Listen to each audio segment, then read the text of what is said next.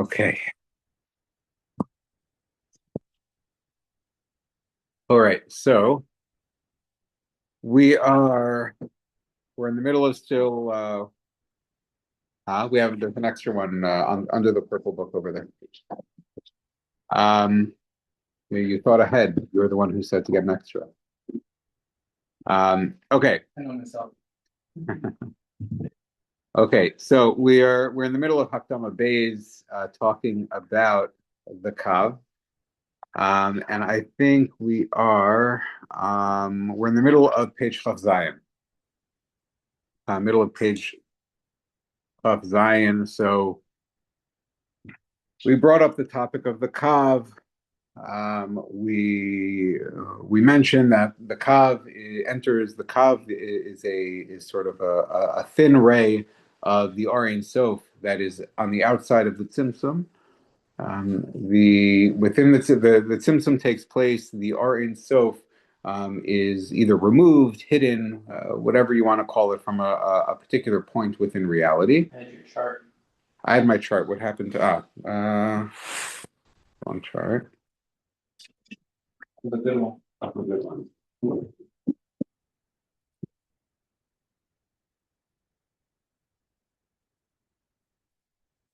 Yeah. Okay. Right. So we have the Ein Sof. The Ein Sof is on the outside of the circle. Yeah. And the Ein Sof fills everything, and then the Tzimtzum takes place, and the Ein Sof either withdraws from a certain point within reality, or concentrates itself within that certain point of reality into a more concentrated space within that reality, or hides itself within that space, whatever it is. But it opens up, right, this circular chalal hapanu, this circular space, this circular conceptual space within which Hakadosh Baruch Hu is not fully understood or seen to be or revealed to be present. Right? The total of Ratzon Hashem is not there, is not experienced, is not felt. So now there's space for other things to exist as things, or to experience their existence as things. And we noted at the end of the last Hakdama that um, the Tzimtzum only leaves us with emptiness, right? With a lack of Hakadosh Baruch Hu, so to speak, or with a lack of revelation of Hakadosh Baruch Hu. The whole point of the Bria, the whole point of this whole process, is for Hakadosh Baruch Hu to be more revealed. I'm not for Hakadosh Baruch Hu to be absent. In order to be revealed, Hakadosh Baruch Hu has to be more absent, because if he's too present, so to speak, then you can't see him. So he has to be removed. He has to be hidden, and then the goal is for him to be revealed. So how is he revealed? He's not revealed by absence, he's revealed by his presence. And so the presence of the Ein Sof is reintroduced to this Chalal Hapanoi, to this space, this consciousness, this awareness of HaKadosh Baruch Hu is missing. HaKadosh Baruch Hu is now going to reassert himself within that space. But he's not going to reassert himself in the same way that the Ein Sof was there beforehand, because that would defeat the purpose. Now everything would just melt into the Ein Sof. So what's done is a kav, a line, a ray of the Ein Sof that is outside of the chalal, outside of the tzimtzum, enters into the tzimtzum. So now you have, paradoxically, you have Ein Sof, the endless, infinite, all-encompassing, endlessly expanding, annihilating, unifying Ratzon Hashem, entering into the Tzimtzum, but in a kav, in a measured way. So infinity in a finite way. As Rabbeinu Israel, the Ramban's Rebbe, and famously this line is picked up by many, many, many others. Right? The kav is a manifestation or a revelation of bilti gavul, of limitlessness, big gavul, within limits. Because now Ein Sof, endless Ratzon Hashem, is contained within a kav, within a line. Where the line has a top, the line has a bottom, the line has a right side, the line has a left side, and the light is only present there and not present elsewhere. So somehow we paradoxically have infinity in a finite way. And that's what allows HaKadosh Baruch Hu. This is a mystery. This is a paradox. This is incomprehensible. But somehow it is.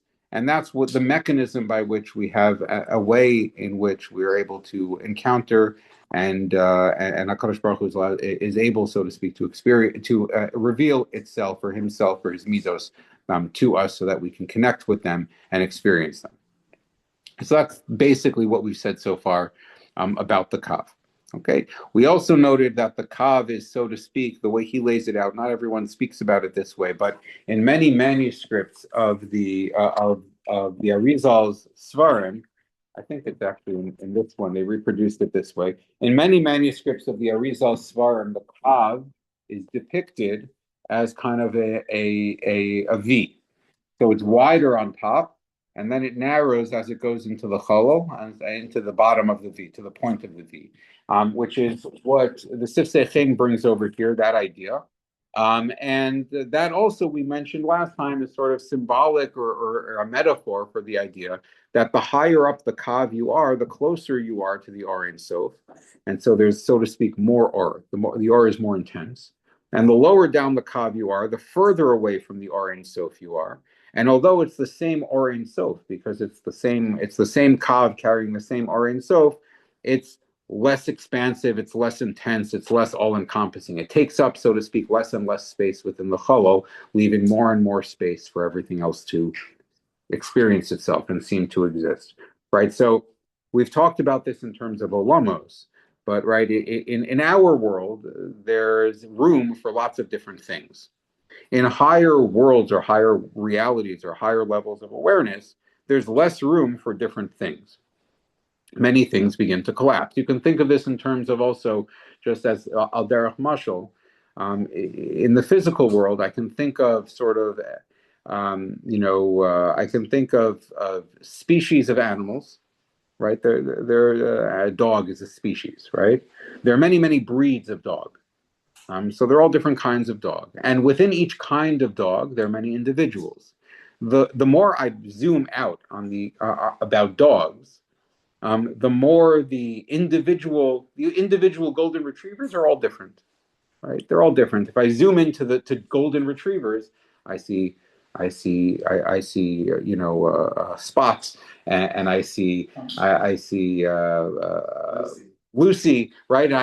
And whatever. I'm trying to think of dog names, but right, I see them as individuals. Then I zoom out a little bit, and all I see is golden retrievers are all the same. Right? They're all the same. But golden retrievers are different from poodles, which are different from chihuahuas. And then I zoom out even more and I just see dogs. And dogs are different from cats. But dogs are dogs and cats are cats. And I zoom out even more and they're all mammals. But mammals are different than reptiles. And I zoom out even more and all I see is animals. And animals are different from plants. And then I zoom out even more and I see those are just physical creations and they're different from malachim, let's say. And then I zoom out even more and I just see creations and they're all different from the Or Ein Sof, let's say. Okay, so the higher I zoom out, the less room there is for differentiation. Right, the higher up the kav I go, the less room there is for differentiation. The lower down the kav I go, the less space the Or is taking up in this kind of way of thinking about it, and therefore the more room there is for differentiated nivraim, differentiated creations. And the higher up I go, the less room there is for differentiated creations because more of it is taken up by the unifying Or Ein Sof. And so now I just see more unity and less differentiation. Okay? In a sense, we'll talk about this in a minute, in a sense, part of our avoda in this world is to see more and more yichud, right? We appreciate HaKadosh Baruch Hu more. If HaKadosh Baruch Hu is the ultimate unifier, because everything is unified within the Makomo Shel Olam, so then part of our avoda is to appreciate more and more and more unity and abstract further and further away from differentiation. To the extent to which we see unity and less differentiation, the closer we are, so to speak, the higher up the kav we're climbing, the higher our vantage point, so to speak, of the Bria. And now our vantage is closer to HaKadosh Baruch Hu's vantage, again, so to speak, not literally. But we achieve what the Baal Sulam calls more and more hishtavos hatzura, more and more alignment with the essence of HaKadosh Baruch Hu, which is yichud. So the more yichud we see, the more we are being madama ourselves to HaKadosh Baruch Hu, the more we are fulfilling v'halachta b'drachav, which is just taking on HaKadosh Baruch Hu's midos, one of which at the core, the essence of which is unifying, is unification of everything within HaKadosh Baruch Hu. And so moving up the kav, meaning aliyah in our avoda, is really a function of being able to see greater and greater yichud within reality, rather than greater differentiation. The more differentiation we see, the more we partake of really machlokus at the end of the day, and the more we break up the unity of reality as opposed to build up the unity of reality, the closer we bring things back to everything is just Or Ein Sof, which is ultimately the goal, is to really move back towards that reality, but to move back to that reality from actually being down here and then reintroducing that into everything. Does that make any sense? Right? Okay. Fine. So that's kind of where we were at. So so now we're in the middle of page Chaf Zayin. Okay.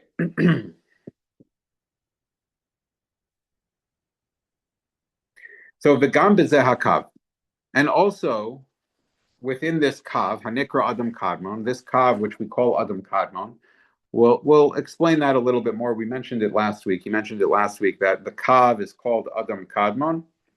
Adam kadmon is the highest of the 5 olamos. We'll talk about what these words mean later. We'll expound. We'll explain them a bit more. But also within this kav, which is called Adam Kadmon, Hagam Shehu Rak Nitzot Echad Me'ar Ein Sof, even though this kav is just a single spark, a single little slice of the Or Ein Sof, in Kol Zeh, nevertheless, Lefisha Adayin Yesh Bo Yisron Ar, since this tiny little spark of the Or Ein Sof really is just this overpowering, massively powerful light. But if you can imagine, a tiny little slice of the Ratzon Hashem is really quite a lot. That's a heavy thing, especially as we said last time that Hakadosh Baruch Hu is indivisible. So any tiny slice of the Ratzon Hashem is really the whole of the Ratzon Hashem. So even a tiny measured little bit of the Ratzon Hashem in the kav is really sort of overwhelming. So because even this little tiny nitzotz, this little tiny spark of HaKadosh Baruch Hu that is being revealed within the chalal, within the space of the tzimtzum, even though it's a tiny little spark, it's very powerful, it's very big. The and the bria can't survive, can't stand it. It's too much to handle. Right? Again, what do we mean by it's too much to handle? It's too much to handle and still be a bria. If we could see that spark, if we actually encountered that spark, then everything would melt away all over again. Right? Again, we couldn't conceptualize ourselves as individuals. We couldn't conceptualize the things we do as actions that matter. We couldn't conceptualize the choices we make as our choices that have any significance, or anything that goes on in the world as mattering in any way, shape, or form, because all we would see and all we could possibly see is Yichud and the Ratzon Hashem. So nothing would matter. And so we can't stand this Or if we encounter this Or actually. And Lachain, therefore, Heyer Hashem Yisbarach as Or Hakav B'Shnei Ofanei Tzimtzum Ayedei Tzinor.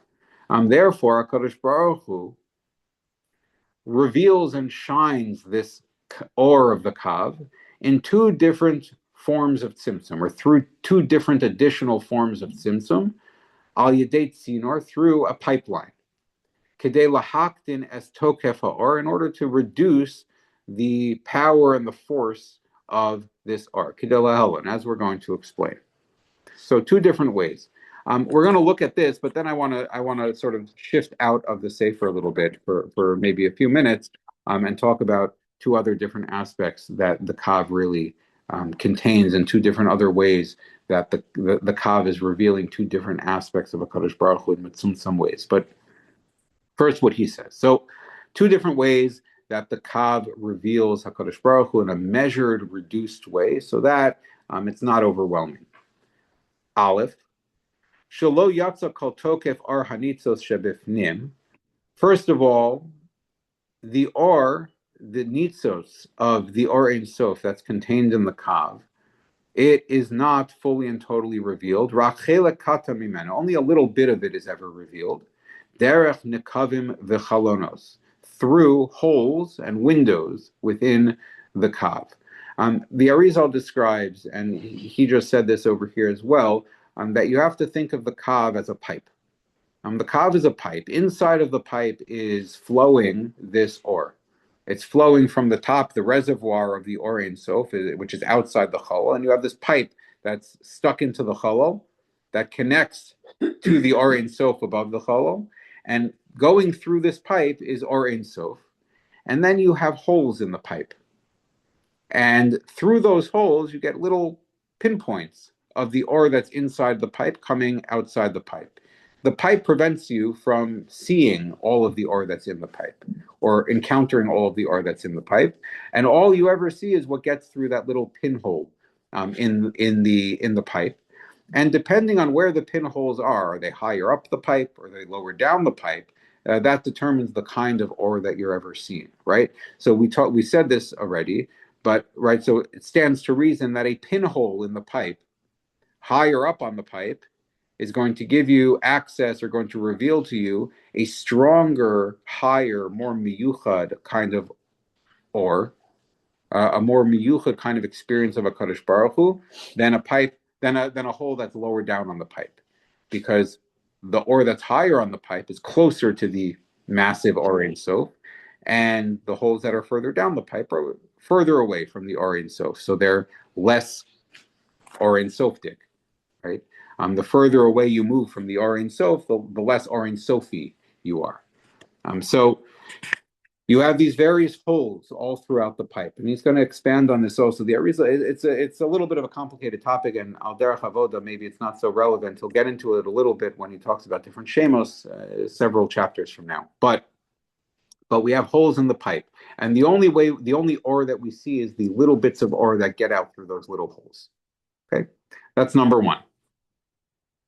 Beis sha'achar yitzias chelak ha'or mehakav, after a little bit of the Or Hakav gets out of the pipe, so to speak. So now we can encounter it and see it.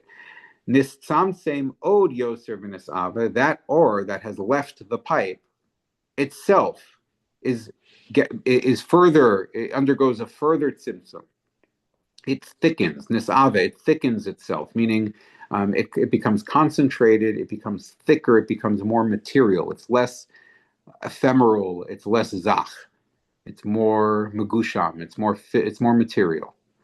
Ad shehugva letoch eser kalim, up to the point where it becomes defined and bounded within 10 kalim, hanikraim eser spheros, which are known as the 10 spheros.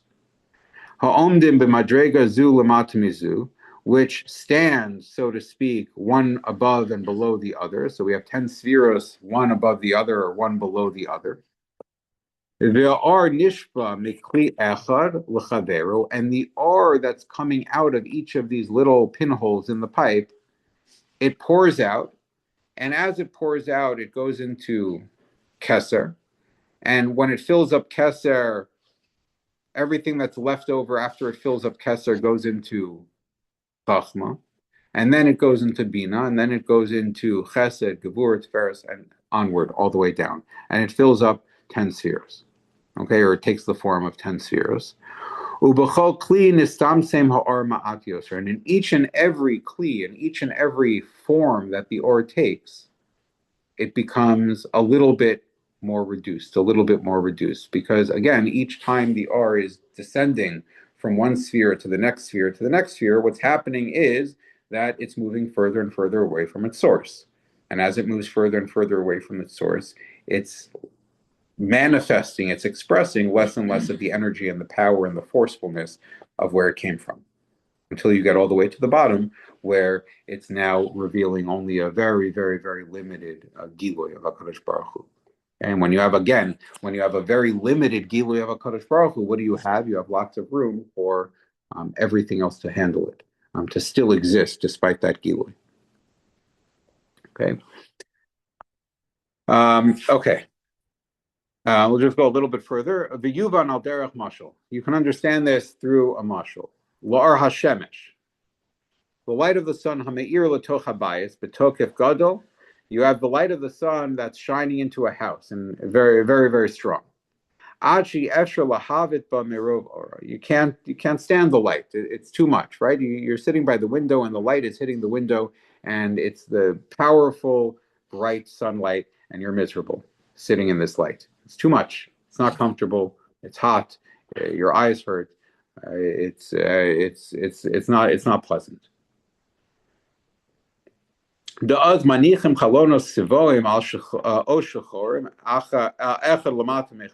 what do?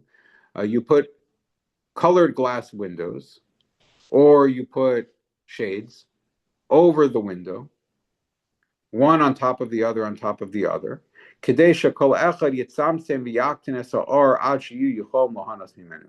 that each one of these layers of glass, of these layers, not clear glass, but colored glass, or shades, reduce the light a little bit more and a little bit more and a little bit more, so that eventually you've reduced it in such a way that you can sit in the light and enjoy it. Kal v'chomer be'elef alfei alafim havdalos, and certainly then removed a million times over, ba'ar ha'elyon yisbarach shemo, with respect to the light of HaKadosh Baruch Hu, the expression of the Ratzon Hashem, shehutzrach l'tzamtzemo be'eser tzimtzumim, that it has to be reduced, it has to be refracted, it has to be hidden in 10 tzimtzums.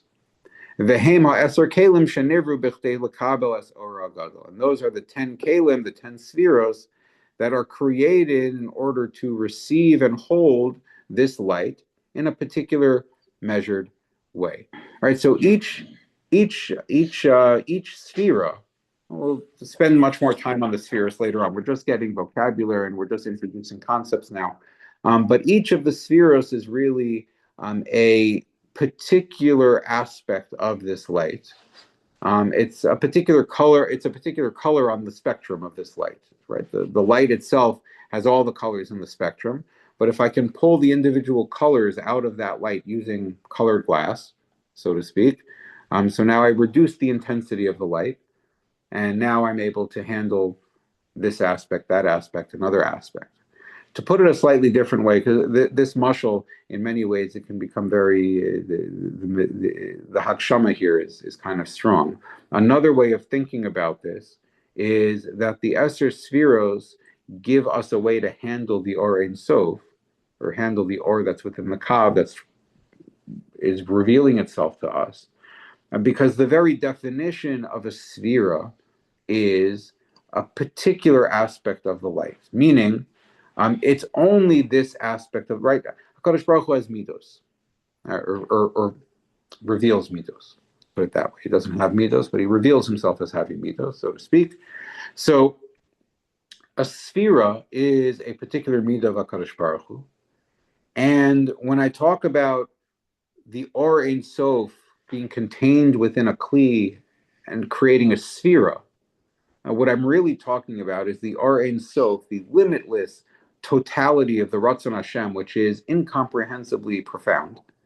Right? The Ratzon Hashem encompasses everything. It's L'mayla Mischar V'onesh, it's L'mayla from Tov V'Ra, it's beyond all of the normal distinctions we think have to exist in the world. We can't really comprehend how it can be both right and left at the same time, and it's blue and green at the same time, and it's good and bad at the same time, and it's chesed and gevura at the same time, and it's din and rachamim at the same time. All these things we think of as things that don't coexist with each other, but somehow all of these things coexist within the Or Ein Sof, because the Or Ein Sof contains the total potential of everything that ever can possibly be. So it's all there, and it's all there in harmony. This is an incomprehensible concept. We can't grasp it. If we were ever to grasp it, what that would mean is that we ourselves sort of melt away and fall apart. This is Bnei Yisrael dying at Har Sinai when HaKadosh Baruch Hu speaks directly to them, Anochi and Lo Yeh Lecha, and Anochi and Lo Yeh Lecha b'dibor echad. Right, that's exactly what's going on there. To say Anochi Hashem Elokecha mitzvos aseh and Lo Yeh Lecha Elokim acherim mitzvos lo saseh, which all the Sfarim talk about, are the root of all mitzvos aseh and all mitzvos lo saseh, is in those two dibros. And those two dibros, which are different words conveying different ideas, are somehow said b'dibor echad all at the same time in one utterance, whatever the heck that means. But we actually received such a thing. The only way to actually apprehend and encounter such a thing is to sort of transcend all of the ordinary limits that exist within our experience and our reality. And so we cease to exist, right? Everything melts away. Limits can't exist at the same time as limitlessness is present. So We can't fully experience this Or Ein Sof, but what we can experience is Or Ein Sof in a measured form. Instead of giving me the whole Or Ein Sof, give me Chesed. I can grasp Chesed. Why can I grasp Chesed? Because Chesed is a contained idea. It's not other things. It's just Chesed. It's Chesed, not Gevura. Right? Gevura is over here. Din is over here. Chesed is over here. You tell me, oh, HaKadosh Baruch Hu is Chesed. I can wrap my head around that one. And what does that also give me? It's a dangerous thing in a certain sense, because what does it give me? It gives me a picture of HaKadosh Baruch Hu as limited to Chesed. Right? So now it's important to appreciate that in addition to me encountering HaKadosh Baruch Hu as Chesed, I can also, Gevura is over here. And Chachma is here, and Bina is there, and Tiferes is there, and Netzach and Hod and Yesod and Malchus and Keser and Das, they're all there. So there's lots of other things other than the Chesed that I'm looking at. But I can grasp this concept because it's just a concept. It's a limited concept, and I live in a world of limits, and I'm a limited thing, and my mind works with limited concepts, right? I can't do addition and subtraction at the same time. But if you give me an addition problem, I can do addition. If you give me a subtraction problem, I can do subtraction. And if you give me an addition problem, I can do it even though I know subtraction is out there, right? Likewise, if you hand me chesed, if you show me chesed, I can grasp chesed, right? And while I'm grasping chesed, I know there's a lot more out there.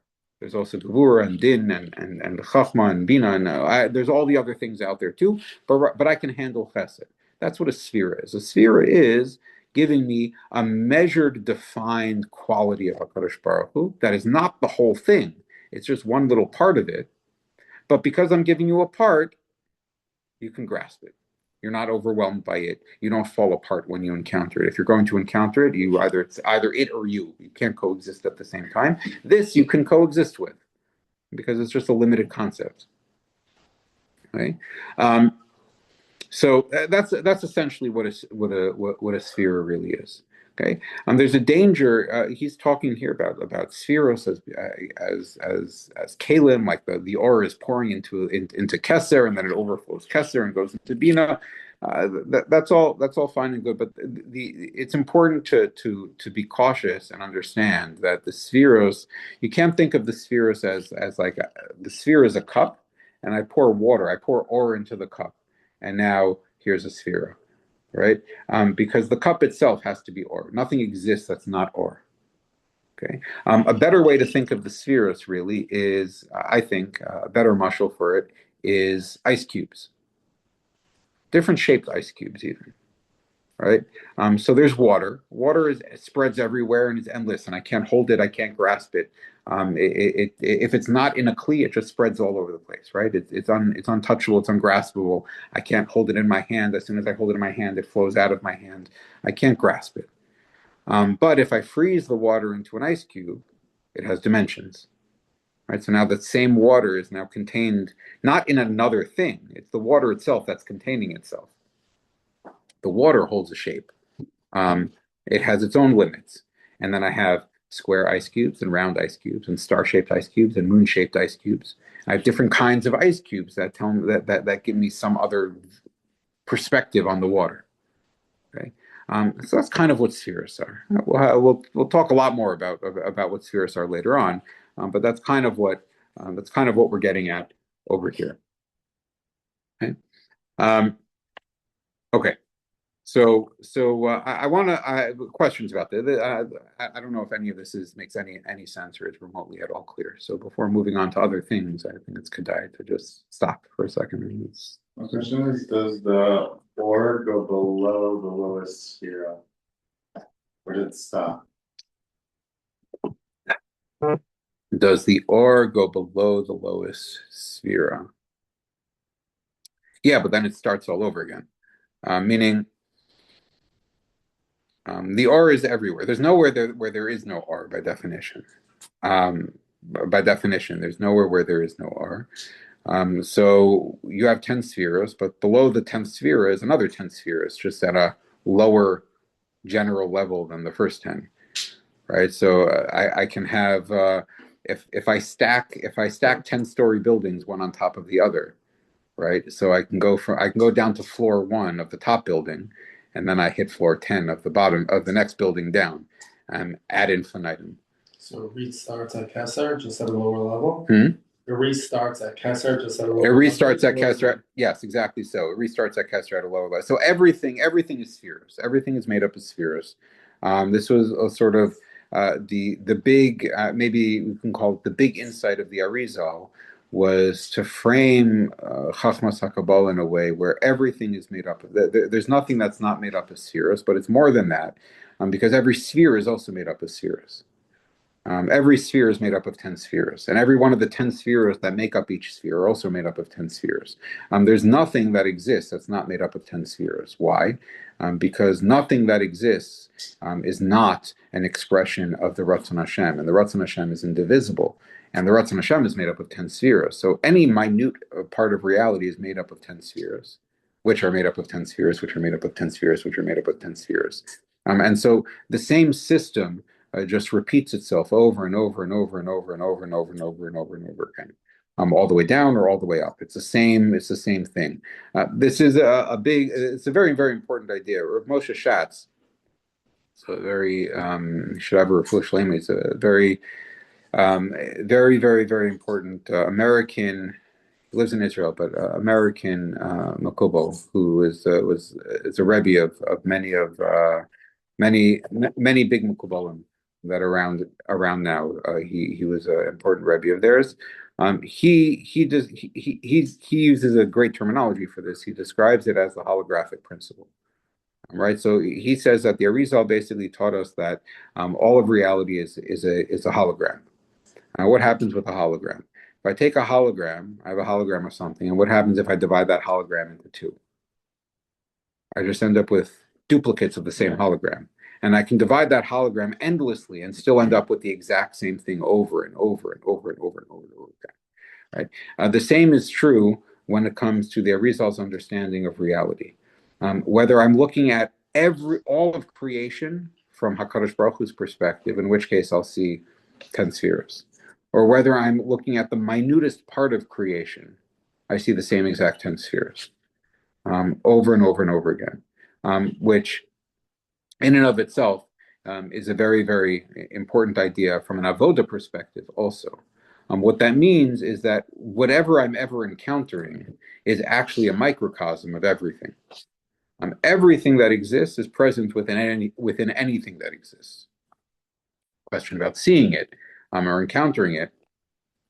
But in many ways, this is also an important building block, although I don't know if it's explicit really in the same way, but you can read it back in as an important building block in a lot of Chasidus, in the sense that especially Rabbi Nachman's Torah and Rav Tzadok and others, but especially Rabbi Nachman, the idea that I can access HaKadosh Baruch Hu everywhere and anywhere at any moment, all the time.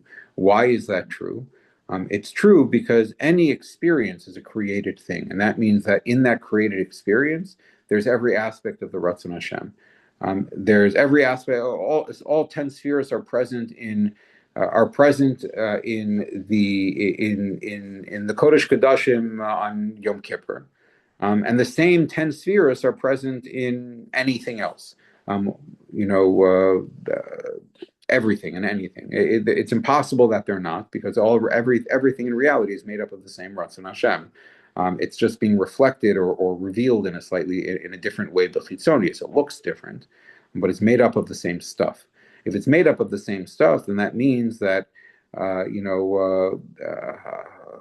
watching binging Netflix on a Tuesday night, I could, if I want to, in that moment, access Kesser the same way. Kesser is present here. I'm not paying attention to it, but it's here right now. I could access it if I wanted to, which I could then use to pull me into that experience and that awareness of a Kadosh Baruch Hu's presence within whatever's going on for me right now. I'm no different than what's going on in the Kodesh Kodashim on Yom Kippur. It's the same reality that is present within everything. So there's no place where the or stops, really. There are places where the awareness that the or is there stops, right? The lower down I go, the less clear it is that the or is there, because again, the kav, which is the pipeline through which this or is being revealed, goes from wide to narrow. meaning it's becoming less and less and less and less expansive and less manifest and less overt, right? So the lower down I go, each of the 10-story buildings that I descend into, it becomes less and less clear what's going on. And it can get so unclear to the point where I think that there's nothing going on, but it's not actually true. There is something going on. The same way, by the way, that we talked about after the Tzimtzum, the Or Ein Sof after the Tzimtzum leaves a Roshem, leaves a Reshimo of the Or that was there before in the space of the Tzimtzum. So the same thing again. You have the same holographic principle. Whatever happened to start creation as a whole is happening in every little minute part of creation at the same time. So I can go all the way down, right? Every symptom that I encounter, right? Going all the way, every time I go from this 10-story building to that 10-story building to the next 10-story building, I'm experiencing a symptom. Because instead of being in the high building, I'm now in the lower building, right? I can go so far down that I've gone through so many tzimtzumim that the presence of any or in any sphere, etc., is very, very, very, very, very hidden. It's there, but the only thing that's there is a roshem. What do I need to do? If I see it, now I'm immediately reintroducing R into that roshem. The R fills the roshem, like we said last time, and now all of a sudden, what was once a low place suddenly turns into a high place because now it's filled with R. And once that's filled with R, I can now access R at a whole higher level because once I filled that low building with R. Now that building is filled with R, and now I'm seeing things more clearly, and now I suddenly find myself seeing things more clearly on a whole other level. So a moment ago I was in Keser of a low level, and now I find myself in Malchus of a higher level, right? And I'm seeing even more R, but I'm starting at the bottom of the next level. Does that make any sense? I don't know if that's remotely helpful. Maybe it's just too abstract.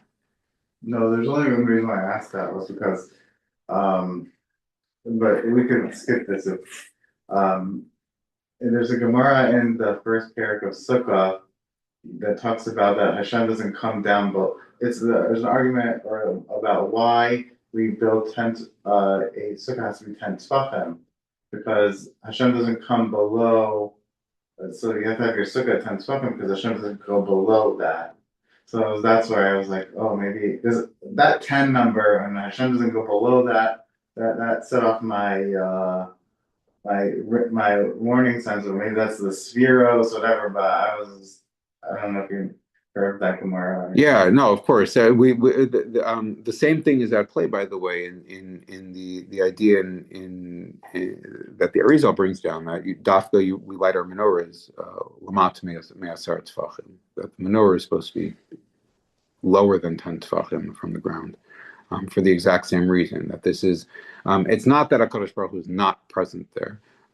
That's again, aside from a couple of some opinions that, right, again, I think we talked about this. That really there are places where HaKadosh Baruch Hu really has left the building, but 99.9% of all of everyone who's ever learned this and written about this stuff doesn't think that literally, but it doesn't look like he's there. It doesn't. It's not felt and it's not experienced and it's not apparent. So that yeah. Okay, fine.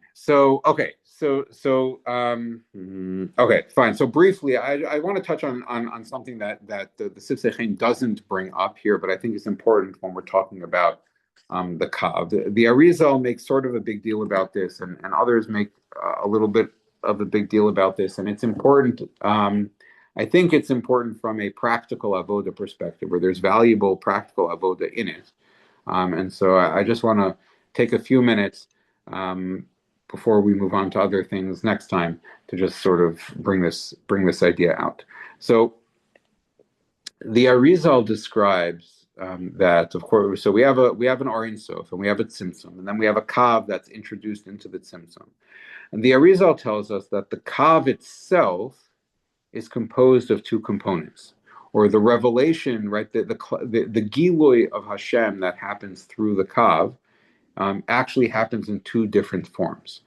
Okay? Now, one of the reasons why this is just important to appreciate is that after the Or Ein Sof, there is nothing that's actually wholly and completely unified. Everything below the Or Ein Sof is made up of parts. Okay, there is nothing that is not made up of parts. So the reality below the reality that is within the Or Ein Sof is made up of Cholol and Kav. It's made up of the empty space of the Cholol and the Or that of the Kav. They both have to be together, right? Two opposites, two opposite components. Everything is made up of opposite things that are in tension with each other. There's Tzimtzum and there's Kav below the Or Ein Sof. Each of those components are made up of opposite things. We talked about, I think we talked about when we talked about Tzimtzum itself, where Rabbi Nachman describes, I think in one of the best ways, that the Tzimtzum itself is composed of parts, opposite, contradictory parts. Why? Because on the one hand, the Tzimtzum is the absence of HaKadosh Baruch Hu. On the other hand, by definition, it's the absence of HaKadosh Baruch Hu, so to speak. On the other hand, it's the presence of HaKadosh Baruch Hu because it's a created thing. It's something that is actively made by HaKadosh Baruch Hu's Ratzon. There's a Ratzon that happens that creates the Tzimtzum. So the absence is actually a presence. The hiddenness of HaKadosh Baruch Hu is actually a Gilui, a revelation of HaKadosh Baruch Hu, because it's an expression of HaKadosh Baruch Hu's will that wasn't there before, and it's revealing something more about HaKadosh Baruch Hu that wasn't revealed prior to the Tzimtzum. So the Tzimtzum itself, the reality of the Tzimtzum is composed of parts. The Kav as well is not a standalone thing. It too is composed of opposite parts. We talked about a little bit about what some of those opposite parts are. The Bilti Gavul, the infinity of the Or Ein Sof that's present in the Kav, and the Gavul, the limits and the definition of the Kav itself, because the Kav has a top and the Kav has a bottom and the Kav has a right side and left side, and the light doesn't expand endlessly from the Kav, it's contained within the Kav, so it's both infinity and finitude all at once, wrapped into one thing. So the Arizal also describes how the Kav takes two different forms. Okay, although in your mind, no doubt, and because of the picture, you think of the Kav and you think a line, and we use the word pipe, so we think of like a straight pipe going into the Cholol. But the Arizal says that immediately the Kav actually takes two forms. It takes two forms called Igulim. The Or of the Kav takes two forms, Igulim and Yosher. Igulim means circles. Circular, the Or of the Kav takes a circular form, and it also takes a Yosher form, a linear form. There's lines and there's circles. And the way he describes it is the Kav enters into the Cholol, and immediately when it enters into the Chol, the Or of the Kav immediately creates a circle. And then when it comes back and it hits and the circle is complete, the Or goes down a little bit and it creates another circle. And it goes down a little bit and creates another circle. It goes down a little bit and creates another circle. And you get 10 circles. And in the 10 circles, in each circle, you have this Kav running through. And then inside these circles, then the Kav continues down. And really within this circle, and these 10 circles correspond to the 10 spheres, right? Because everything is composed of 10 spheres. So if I have the Kav revealed as circle, it's going to have 10 circles, 10 different concentric circles, one on top of the other, or one within the other. One Keser, Chachma, Bina, Chesed, Gevur, Tiferes, Netzach, Hod, Yesod, Malchus, one on top of the other. And then when I get to the innermost circle, what's going to happen? Really, I'm going to have another 10 circles, right? Because I have here 10 circles, and those are going to be the circles of one Olam, Adam Kadmon. And then I'm going to have another 10 circles, and those are going to be the 10 circles of the next Olam, Atzilus. And then I'm going to have another 10 circles of Bria and Yitzira and Asiya. Really, I'm just going to have circles and circles and circles, because one form that the Gilui of Hashem takes through the Kav within our reality, within the Cholol, is in a circular form, quote unquote, circular form. The other way that the Gilui takes place is in a Yosher form, in a linear form. And that's what we typically think of when we think of the Kav. It's a line. Okay. So again, the Kav itself is made up of these two aspects: circular Gilui of Hashem and linear Gilui of Hashem. What's the difference? What does this mean? So these two aspects of the Kav really just mirror the same two aspects that we know about that we've encountered before. As far as we know, there are two things out there. The Arizal says this explicitly, but we know this already from what we've done until now. There are two things. There's a Kadosh Baruch Hu in the absence of a Kadosh Baruch Hu. There's Or Ein Sof and there's Tzimtzum. There's Giloi and Hester. There's Oros and Kalim. There's Ruchnius and Gashmius. Everything is this binary, but it's the same binary. We just use different terms for it depending on what we're talking about, but everything is composed of the same two parts. And so the Igulim and the Yosher, the circular aspect of the circular Giloi of the Kav, and the linear Giloi of the Kav are the same exact thing. The circles are an aspect or reflection of Tzimtzum. Why? Well, we know that Tzimtzum created the original circle, right? That Tzimtzum, HaKadosh Baruch Hu was mitzamtzim the Or from a central point within the Or Ein Sof, and it created this circular space called the Chalal HaPanah. And so we have circle upon circle upon circle upon circle within that space. Those are just the same circle again and again and again, further and further down. So the circles are a reflection of Tzimtzum. The Kav, which is the reintroduction of Or Ein Sof, the linear aspect, is a reintroduction of the Or Ein Sof back into the Tzimtzum. That's Or Ein Sof, right? So we have this Tzimtzum and Or Ein Sof aspect in the Kav itself, because everything within reality, we could do this with anything, but right now we're dealing with the Kav, so we're going to do it with the Kav. But anything within reality is going to be composed of these two aspects. Okay, and this is true about me also. Okay, I too have a tzimtzum and a kav aspect to me, a tzimtzum and an Or Ein Sof aspect to me. The tzimtzum aspect to me is my body, and the Or Ein Sof aspect of me is my soul. We could do this with tefillah. There's a tzimtzum aspect of tefillah, and there's an or aspect of tefillah. The tzimtzum aspect of tefillah is the words on the page.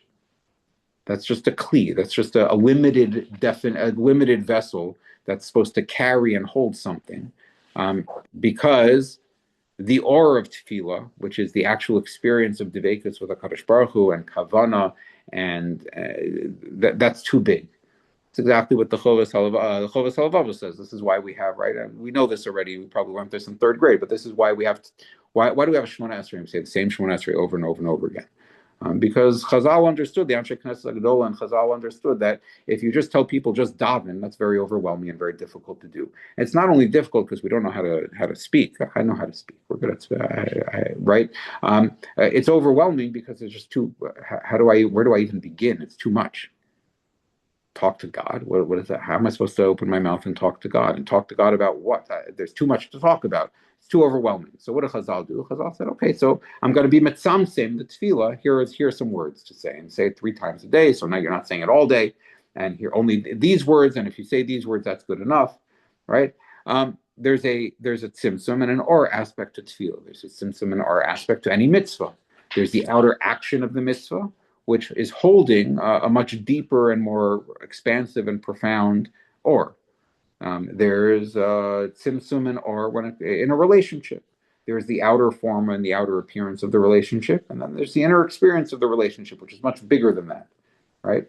If I buy my wife flowers, right? There's the flowers, and then there's what's the flower? What do the flowers mean? The flowers are a tzimtzum.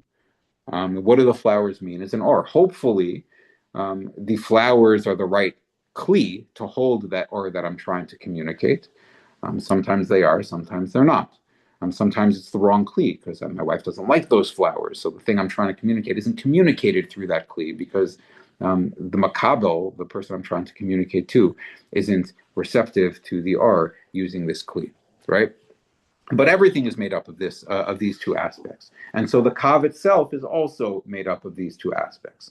And now, the thing I specifically wanted to bring out with respect to the Kav and these two aspects of the Kav is the Leshem talks about this and others talk about this, that the two aspects of the Kav, remember the Kav is the reintroduction of the Ratzon Hashem into the Chol. So everything within the Chol, all of reality is made up of these two aspects of the Kav, right? So these two aspects of the Kav, the Igulim and the Yosher of the Kav, are the sources for really kind of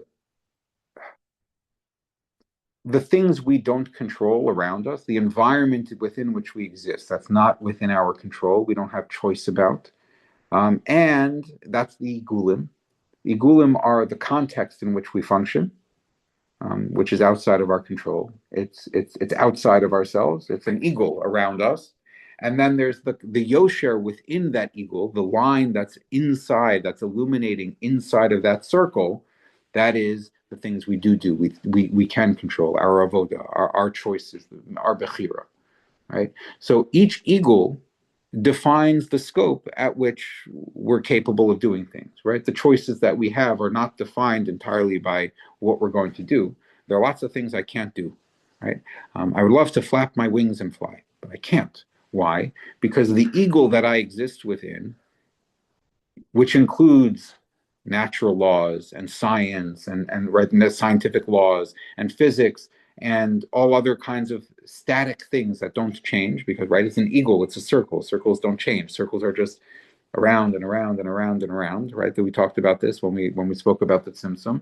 Those are the static conditions of my reality. So I can't, no matter how hard I flap my arms, I'm not going to fly, because all the work I do doesn't matter, because the context in which I'm in doesn't allow for such a choice, right? Or to use Rav Dessler's a way of thinking about bechira, all right? Our bechira, it's wrong, it's incorrect to think that we have free choice about anything, right? There are lots of things that we only have a limited free choice at any given moment. What are the parameters of our free choice at any given moment? It depends on the context in which we're operating. Part of that context is all of our past choices will set the parameters of what we can possibly choose now, right? I can't choose to be a brain surgeon right now. I can't. I made choices a long time ago. They prevent me from being a brain surgeon right now. I don't have the bechira over being a brain surgeon. I wish I could be a brain surgeon. Oh, just exercise your bechira and you'll be a brain surgeon. No, can't. Can't happen, right? I can't possibly, even no matter how hard I might like to, I cannot eat a cheeseburger right now. I don't have the bechira to eat a cheeseburger right now. Why? Well, there's not one in front of me. So there are choices that I've exercised up until this moment that prevent me from eating a cheeseburger right now and exercising my bechira in this way. So do I get schar for not eating the cheeseburger right now? So there's one read of the Mishnah in Makos that could say maybe yes, but Rav Dessler says no. I don't get schar for not eating a cheeseburger right now. It's not part of my bechira. What bechira do I have right now? I could speak some juicy lashon hara, I guess, right now. There's all kinds of averos that I could do at this moment, but some I just can't. I don't have bechira to do those. There are mitzvahs that I don't have bechira to do or not do right now. I can't do them. It's not within my power, right? If I'm a farmer in Israel right now, I do not have bechira to follow the laws of Shemitah. It's not Shemitah right now, so it's not doable. Those outside conditions are igulim, right? Are expressions or ha'ara of the eagle. Okay, they're the conditions under which we operate. Depending on those conditions, and again, right, there's 10 spheres of those conditions. So those conditions can operate in a more constrained way or a less constrained way, more expansive or more limiting. But within each of those levels of the conditions in which I exist, the reality in which I exist, I have a limited range of yosher. I have a limited range of up and down choices, of aliyah and yerida. How far can I go up? How low can I fall? Within this range of bechira, I can only fall or go up a little bit. If I go up all the way here, where do I find myself? I find myself in a different reality, right? If I make enough choices, if I make enough positive choices, then my range of choice changes because I find myself in a different range of igulim. I'm part of the function of sort of things like, habituating, or right. Let's say I don't like davening. I have a hard time davening in the morning. I have a hard time putting on tefillin in the morning, whatever it happens to be, right? So what can I can choose to put on tefillin, right? I'm going to put on tefillin today, and I'm going to put on tefillin tomorrow. I'm going to put on tefillin next day, and next day, and next day, and next day. If I do it enough times, what happens? Then I've moved up gradually, my avoda has moved up gradually, level after level after level after level, within the eagle of my range of choices. Should I put on tefillin? Should I not put on tefillin? Until I get to a point where I break through the ceiling, and now I'm past the eagle of tefillin, no tefillin.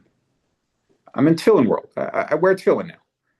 What's my avoda now? My avoda now, my yosher now is at a higher level of should I or shouldn't I wear tefillin? Now it's on, should I wear tefillin and daven while I'm wearing them, or should I wear tefillin and have kavanah while I put them on, or something like that, right? And I can move up that chain also, and I break through the next eagle, and now I'm in a different plane of choice, and my new choices are now, a different level of kavanah, or whatever it happens to be, right? So it's worthwhile to appreciate that at any given moment we're experiencing a range or a limitation on the choices we can exercise.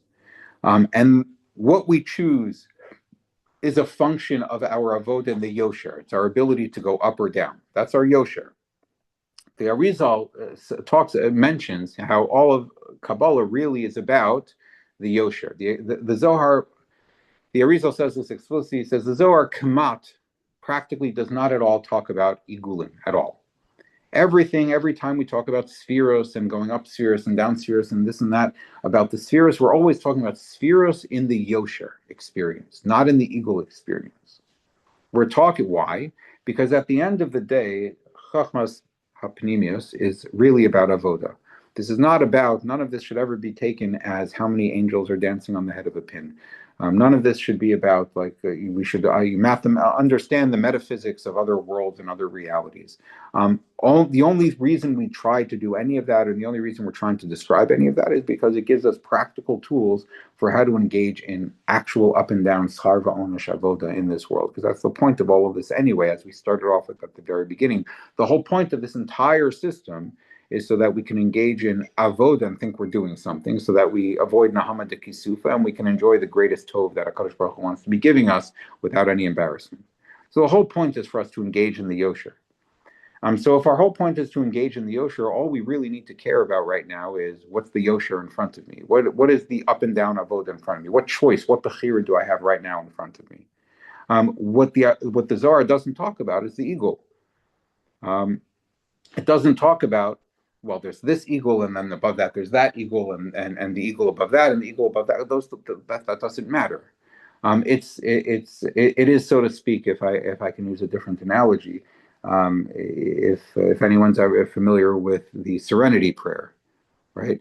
The Serenity Prayer is, God grant me the serenity to accept the things I cannot change, the courage to change the things I can, and the wisdom to know the difference, right? Igulim are the things I cannot change. And all we have to do with the things we cannot change is simply accept them. And because they are what they are. There's nothing to do about them. And so the Zohar doesn't talk about it. The Arizal says the Zohar doesn't talk about them. And the Arizal himself doesn't talk about Igulim except for a couple of different places. But Kamat doesn't ever talk about Igulim, because what's the purpose of talking about Igulim? If everything I'm trying to tell you is about how to engage in Avoda, then why should we talk about the things you can't change? We're talking about the things you have control over, the things you can choose, the range of your bechira. And the range of your bechira will always be expanding or contracting depending on what choices you made in the past. And that will give you different ranges of what choices you can make in the future. But the range of that choice right now is static, so there's nothing to talk about. It's irrelevant. What we need to talk about is how to understand the choices that I have, and how to use and appreciate the range of bechira that I have, and what's actually going on at this moment, what I'm encountering, and the range of choices I have at this moment, where they're coming from, and what this choice connects me to, or what that choice connects me to.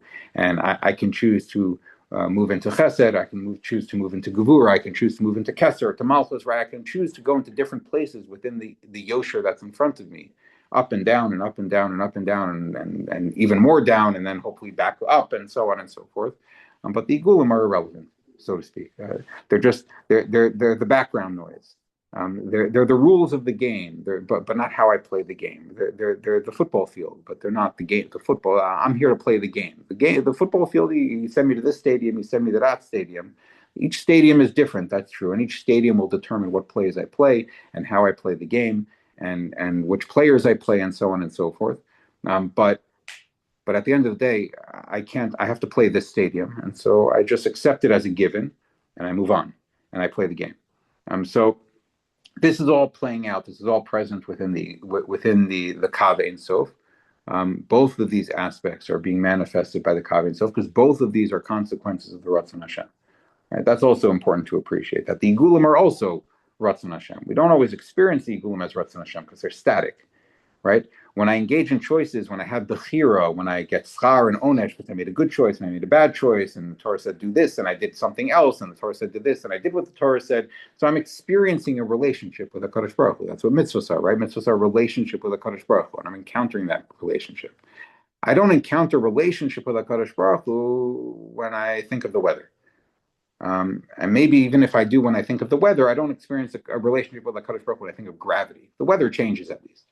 Gravity, as far as I know, we're stuck with, right? So I don't experience relationship because by definition, relationship is dynamic, right? But the truth is that both of these aspects are giluyim, are aspects of the Kav Ein Sof. And it's Kedai also, again, even though we don't really engage with the igulim in the sense of they matter because I can't change them, they don't matter. But part of the point of engaging with the Yosher, engaging with the Bechira, is to then gradually move up within a Yosher so that I transcend a certain ego. Why am I transcending that ego? Because I no longer view myself constrained by that ego, because now I understand that that ego also is just a function of Ratzon Hashem, and so now I can transcend it. I'm not constrained by it. This is also, by the way, going all over the place, I apologize, but this is also part of how nisim or mosim work in a certain sense, right? Meaning when you're yosher avoda, when you're bechira, when a tzaddik's bechira and when a tzaddik's avoda functions in a certain way so that it transcends an ego, so then that ego is just melts away because it's just viewed now as Ratzon Hashem like anything else. There's no difference between put on tefillin, don't put on tefillin, and recover from illness, don't recover from illness. You and I think of, well, recover from illness, that's subject to the laws of medicine and health and things beyond our control. That's eagles, right? But if I'm functioning in a certain level of yosher, then those things also are not part of, are no different, right? Or again, right, the famous one, right? Rav Chanina ben Dosa's oil and vinegar. Right, the story in the Gemara where Rav Chanina has no oil to light Shabbos candles, and he says, okay, so we'll light the vinegar, and the vinegar burns. Why does the vinegar burn? Because vinegar doesn't burn only from our perspective, stuck within an eagle that says, here are the rules of nature. Oil burns, vinegar doesn't. But when you're working on the yosher so that you move past igulim, so that eagle melts away and is also now within the realm of your bechira and within a higher eagle now, right? And so therefore those things also just become subject to your control the same way that put on tefillin, don't put on tefillin is subject to my control. So get better, don't get better, light the candle, don't light the candle, is also becomes subject to my control. Okay, there's a lot of random stuff. And it's after 9:00, so I think it's probably a good place to stop. And you can sit and schmooze if anyone wants, but I don't want to belabor anyone or hold anybody hostage. So I'm going to end the Zoom and have a good night.